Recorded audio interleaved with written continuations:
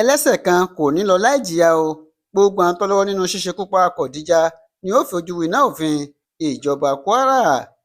Ìjọba ìpínlẹ̀ Kwara lábẹ́ ìṣèjọba gómìnà Abdulrahman Abdulrasaq ni wọ́n ti sọ pé gbogbo àwọn tó lọ́wọ́ nínú ṣíṣekú pa arábìnrin kan tórúkọ rẹ̀ ń jẹ́ Khadija tí wọ́n lù pa lọ́jà Ìpàtà nílùú Ìlọrin ni wọ́n jìyà tí wọ́n jẹ́wọ́ yá látàrí pé wọ́n fi ẹ̀sùn tí ó yẹ ṣe tóbìnrin ọ̀hún náà wọ́n fi kàn án tí wọ́n ṣe bẹ́ẹ̀ tí wọ́n lù pa.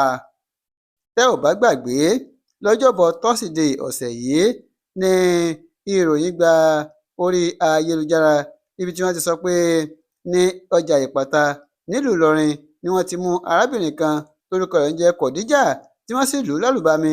Wọ́n lù ú débi pé ẹ̀mí bọ́ lọ́rùn rẹ̀ lẹ́yìn tí wọ́n fi ẹ̀sùn kàn wípé gbọ́mọgbọ́mọ ni. Tẹ́ ò bá gbàgbé, lọ́jọ́bọ̀ tọ́sídẹ̀ẹ́ yìí náà ni iléeṣẹ́ ọlọ́pàá nípínlẹ̀ Kwara ni wọ́n ti sọ pé arábìnrin tí wọ́n lù pa ọ̀hún wọ́n ní kì í ṣe gbọ́mọgbọ́mọ. Wọ́n ní lẹ́yìn tí àwọn tó wà ní ọjà Ìpàtà nílùú Ìlọrin lẹ́yìn tí wọ́n mú arábìnrin yìí tí wọ́n fẹ̀sùn kàn án ni wọ́n lù ú lálùbami. Wọ́n lù ú débi pé gbogbo ẹ̀jẹ̀ bo ojú rẹ̀ tí kì í bá ṣe lọ́pọ̀lọpọ̀ ọlọ́pàá kí wọ́n sáré gbé obìnrin náà lọ sí ilé ìwòsàn general kó tó di pé ó dágbére fáyé tó gbẹ̀mí mì nílé ìwòsàn ọ̀hún.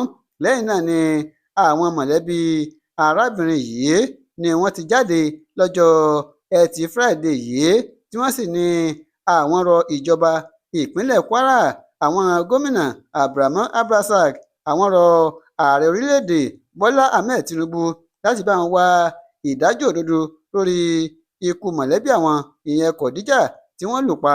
Wọ́n ní Khadija tí wọ́n lù pa yìí tí wọ́n fẹ̀sùn kàn wípé gbọ́mọgbọ́mọ ni. Wọ́n ní kì í ṣe gbọ́mọgbọ́mọ o. Wọ́n ní kódà èèyàn gidi náà ni mọ̀lẹ́bí àwọn. Ní báyìí ìjọba ìpínlẹ̀ Kwara wọ́n ti wá sọ̀rọ̀ o. Wọ́n ní gbogbo àwọn tó lọ́wọ́ nínú iṣẹ́ yìí ni wọ́n fẹnu fẹ́ra bíi abẹ̀bẹ̀.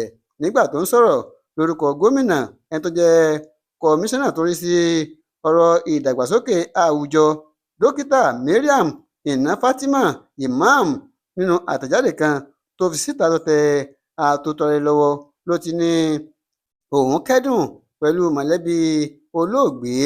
Bákan náà ló ní gbogbo ìwà báyìí ó sì jẹ́ èyí tí kò bójúmu.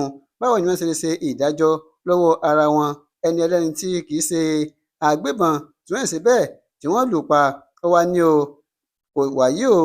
Ní báyìí ìjọba ìpínlẹ̀ Kwara wọ́n ti ṣetán o. Wọ́n ti ń ṣe iṣẹ́ takuntakun láti ṣiṣẹ́ papọ̀ pẹ̀lú àwọn ẹ̀ṣọ́ aláàbò táwọn sì náwó gan gbogbo àwọn tó lọ nínú iṣẹ́ burúkú ọ̀hún tí wọ́n fi ṣekú pa Khadija léyìí tí wọ́n fi ẹ̀sùn gbọ́mọgbọ́mọ kàn tó sì jẹ́ pé kì í ṣe gbọ́mọgbọ́mọ. Ó ní ẹlẹ́ṣẹ̀ kan ò ní lọ láì jìyà o. Gbogbo àwọn tó hùwà burúkú yìí lọ́wọ́ tẹ̀ tí wọ́n sì fi ẹnu fẹ́ra bíi abẹ̀bẹ̀.